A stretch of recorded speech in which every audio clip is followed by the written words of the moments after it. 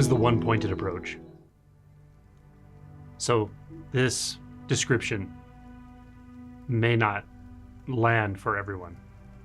If this feels like something that's not particularly accessible for you in the moment, that's okay. Maybe put it aside and come back to it later when it feels more relevant. But everybody's path is different. Everybody's experience is different. Who knows? Who knows when the right pointing lands?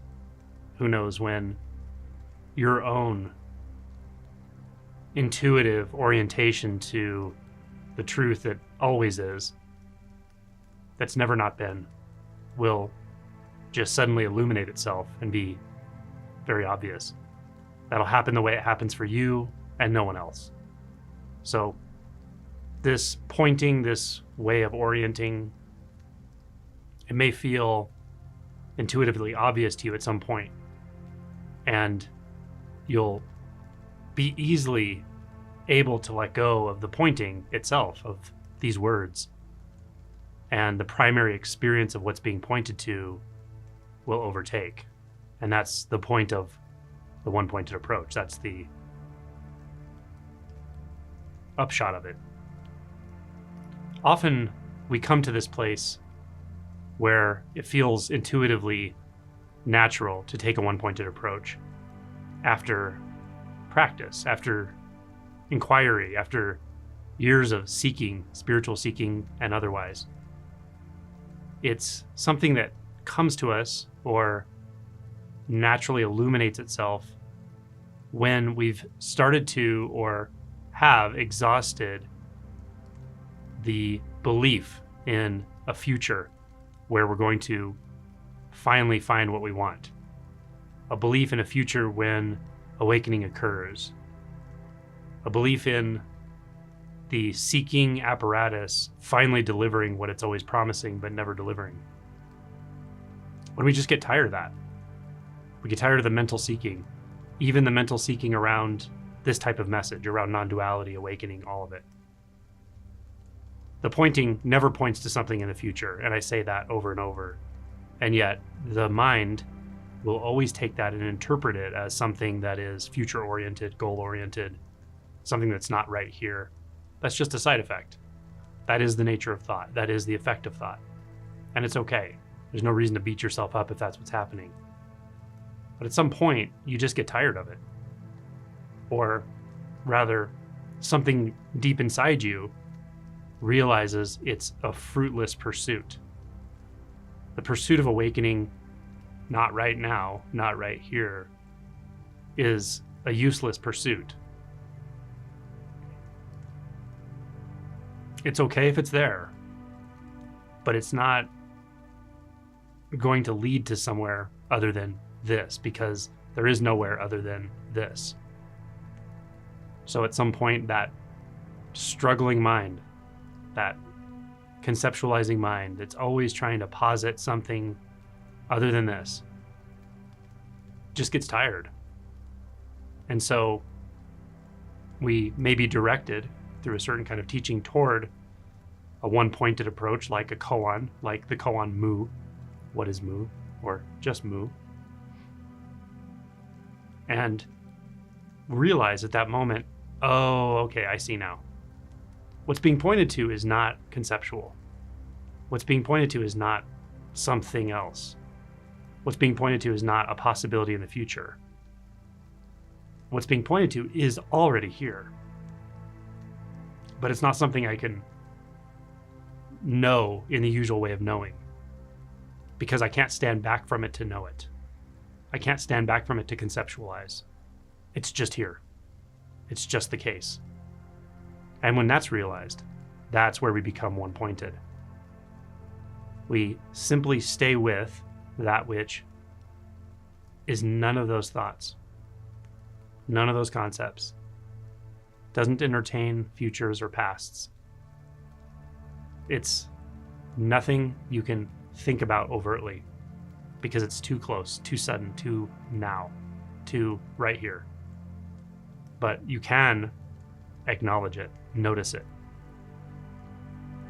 If the mind is saying, well, what is it? What is it you're noticing? What is What does that mean? How do I find it? That's still a little loud, still a little bit of mental activity there.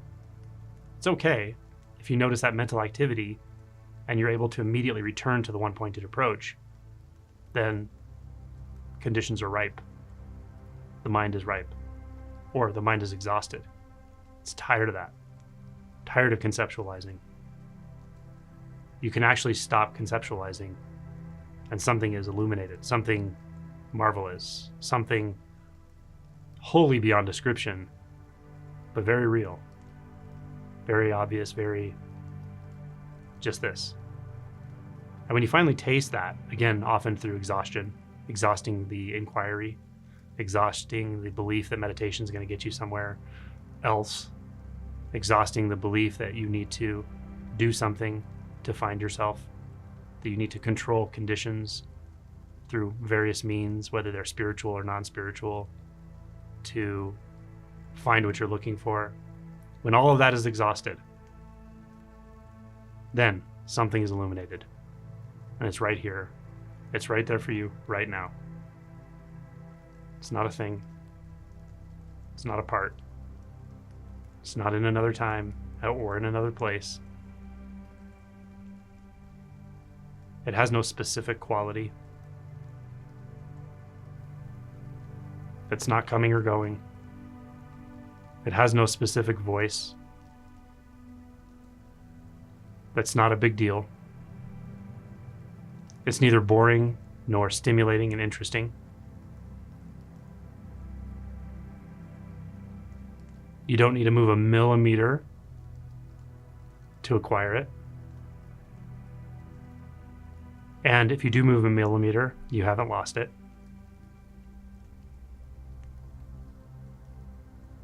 So you stay there because it doesn't make sense to do anything else anymore. Everything else is a waste of time. Everything else is a waste of effort. Do you see this? It's already the case. So just stay with it. Don't entertain nonsense. Don't entertain the mind. Don't entertain seeking. Don't entertain ideas of somewhere else, some other time or possibility. This has nothing to do with possibility. It just is.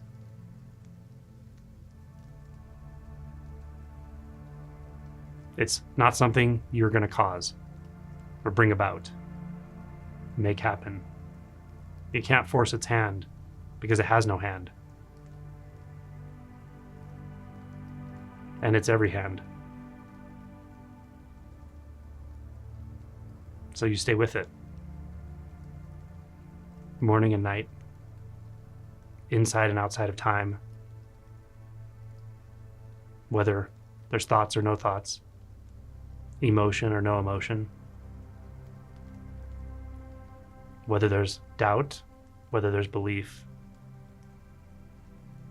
You stay here. You stay with it. This is the one-pointed approach. Approach is a bad word here. There's no approaching. It's just to be one-pointed, finally. Finally rid of that restless seeking mind. Or rid of the attachment to it, rid of the addiction to it.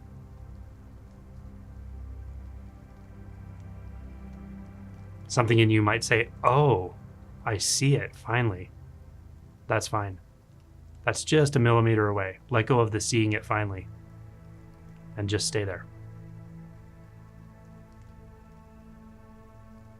Don't make it into a big deal. Don't make it into a carrot to chase. Don't try to put it into a conceptual model from things you've heard from anyone, including me. Don't try to do anything with it, because there's nothing to do with it. It's just there. It's just here. It's just it. Simple, simple, simple. So stay with it. It's always there. It's the most subtle acknowledgement, the most subtle noticing. It's just not taking a step. Don't take a step away. Don't take a step forward. Don't take a step back. Stay with it. What is it that doesn't take steps? What is it that also moves with every step? What cannot be lost? What cannot be found? Every pointer points to the same thing here. Every inquiry question.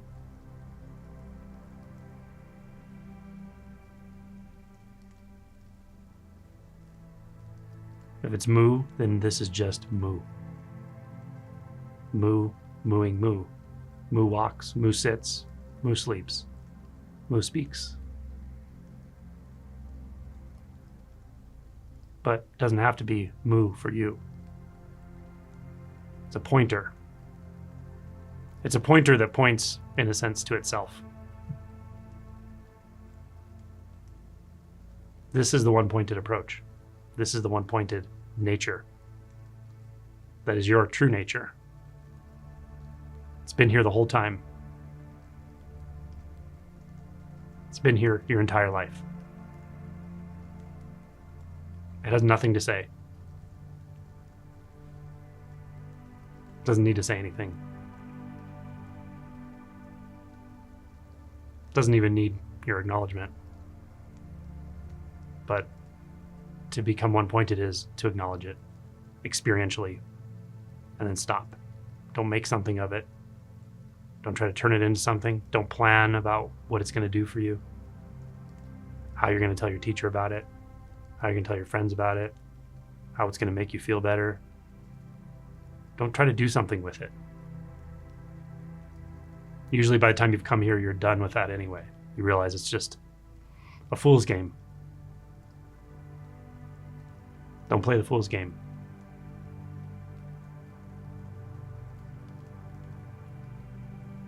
Don't play any game.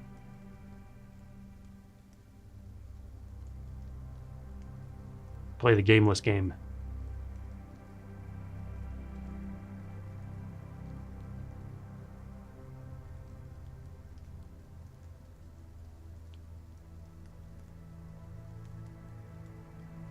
So it's the end of self-deception through thought, through believing in something other than this.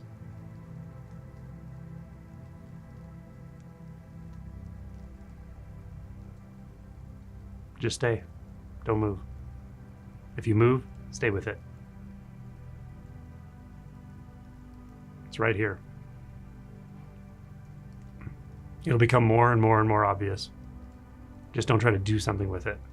Don't try to control it, manipulate it, conceptualize it, grasp it. Grasping is too much here. Really, even noticing is too much. But it's a pointer.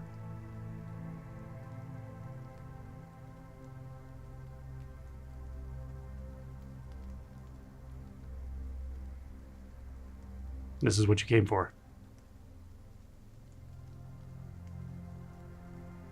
The most precious thing you'll ever come into contact with. Don't turn it into thoughts. Don't turn it into concepts. Because that's just escape.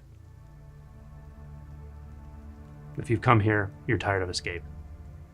You've seen it's fruitless. Because there is no escape. There's just this.